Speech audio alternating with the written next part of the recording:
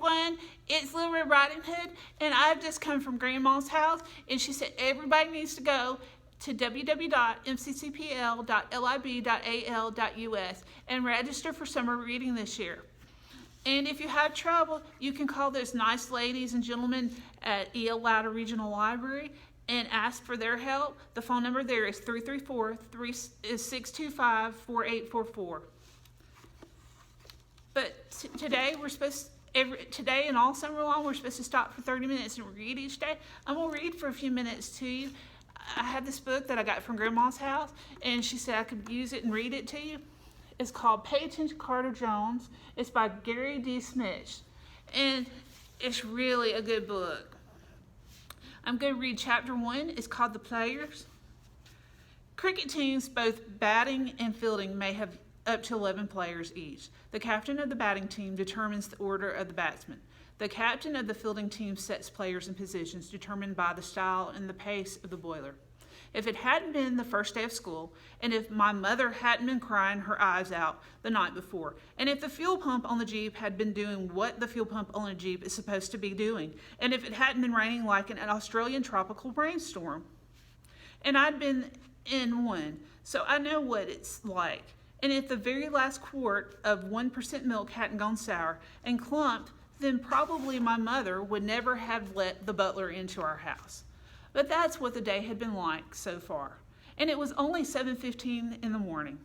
7:15 in the morning on the first day of school when the butler rang our doorbell. Ding dong! I answered it. I looked at the guy standing on our front stoop. Are you kidding? I said. That's what you would have said too. He was tall and big around the belly and wearing the kind of suit you'd wear to a funeral. I've been to one of those too, so I know what a funeral suit looks like. And he had a boiler on his head. A boiler, which nobody has worn since like horses and carriages went out of business, and everything, the big belly, the funeral suit, the boiler. Everything was completely dry, even though it was an Australia tropical thunderstorm outside because he stood underneath an umbrella as big as a satellite dish. The guy looked down at me. I assure you, young man, I am never kidding. I closed the door. I went to the kitchen. Mom was tying back Emily's hair, which explains why the dry Ace Robotroid sugar stars Emily was eating were drooling on both sides of her mouth. Charlie was still looking for her other yellow sock because she couldn't start 4th grade without it. She couldn't. And Annie was telling her what a baby she was. And Charlie was saying she was not. And just because Annie was going into 5th grade, that didn't make Annie the boss of her. Then Charlie looked at me and said, "Does it?" And I said, "You think I care?" "Carter," my mother said, "your oatmeal is on the stove and you'll have to mix it in your own raisins, and there's some walnuts too, but no more brown sugar. And Carter, before you do that, I need you to run down to the deli and..." "There's a guy on our front stoop," I said. "What?" "There's a guy on our front stoop," I said. My mother stopped tying back Emily's hair. "Is he from the army?" she said. I shrugged. "Is he or isn't he?" "He's not wearing a uniform." "Are you sure?" "Pretty sure." My mother started tying back Emily's hair again. "Tell him it's the first day of school and he should go find someone else to buy whatever he's selling at 7:15 in the morning. Annie can do it." My mother gave me that look, so I went back to the front door and opened it. "My mom says it's the first day of school and you should go find someone else to buy whatever you're selling at 7:15 in the morning." He shook his umbrella. "Young Master Jones," he said, "please inform your mother that I would very much like to speak with her." I closed the door.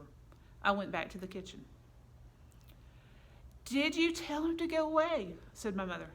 I think this is what she said. She had a bunch of bobby pins in her mouth, and she was sticking them around Emily's head, and Emily was hollering and spitting out Ace Robotroid sugar stars at every poke.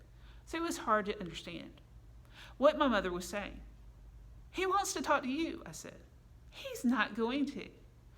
A sudden wail from Charlie, who held up her other yellow sock, which Ned had thrown up on. Ned is our Dasset hound, and Dasset hounds throw up a lot. Carter, go get some milk, said my mother. Charlie, stop crying. Annie, it doesn't help to make faces at Charlie. Emily, if you move your head again, I'm going to bobby pin your bangs to your eyebrows. I went back to the front and opened the door. The guy was still standing on the stoop, but the Australian tropical rain thunderstorm was starting to get under the umbrella. Listen, I said, my mom's going crazy in there.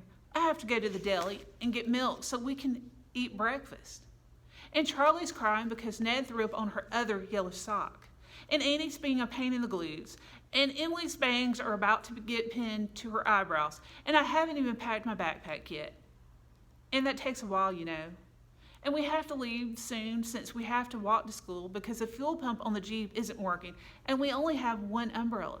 So just go away. The guy leaned down. Young Master Jones, he said. If you were able to sprint between wickets with the speed of your run-on sentences, you would be welcome in any test match in the world. For now, though, go back inside. In your room, gather what it is needed for your backpack. When you have completed that task, find your mother and do whatever is necessary to ensure that she is no longer, he paused, going crazy. He angled the umbrella a little to keep off the Australian tropical thunderstorm. While you are doing whatever is necessary, I will purchase the milk. I looked at the guy. He was wet up to his knees now. Do you always talk like that? I said. If you're inquiring whether I always speak Queen's English, the answer is, of course, yes. I mean the way you say everything like you want it to smell good. The guy shook the rain off his umbrella. I sort of think he meant to shake it all over me. Young Master Jones. And that, young Master Jones. No one talks like that. Obviously, some do. And that obviously, it takes you a whole minute to say obviously. The guy leaned down. I am going to purchase the milk now, he said. You shall pack your backpack. Do it properly. Then attend to your mother. He turned to go. Are you trying to convert me or something? I said. Yes, he said, without turning back. Now to your appointed task. So I went upstairs and packed the new notebooks and the old pens and the old pencils and my father's old science calculator in my backpack. And I put the green marble in my front pocket. All this did take a while, you know. And then I went down to the kitchen where my mother was braiding Amy's hair and Charlie was sniffing with her arms crossed, and Emily was finishing her dry Ace Robotroid sugar stars. My mother said, where's the milk? And the doorbell rang again. Ding dong. I'll get it, I said. Guess who it was? His pants were wet most of the way up when he handed me a bag. I had procured the milk, he said. Obviously, I said. Is it 1%? Certainly not. And mockery is the lowest form of discourse. He handed me another bag. What's this? I said. The package is for Miss Charlotte, he said. Tell her we are most fortunate that American delicacies are, though promiscuous in their selection of food items that have seen the light of the sun, at least eclectic. She won't know what eclectic means. Copious. That either.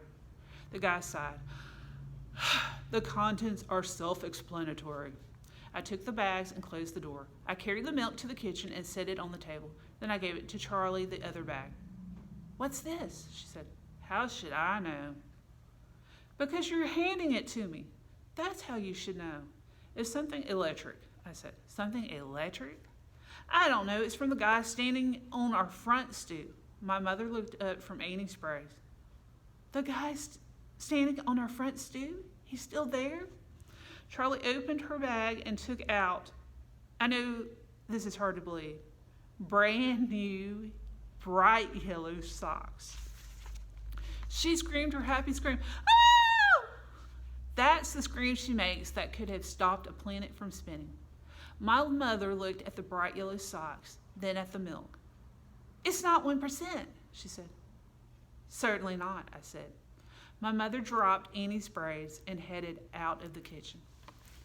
And so at this point in time, the so-called Butler is still standing outside, and they've gotten their milk, they've gotten the yellow socks, they're still getting ready for school.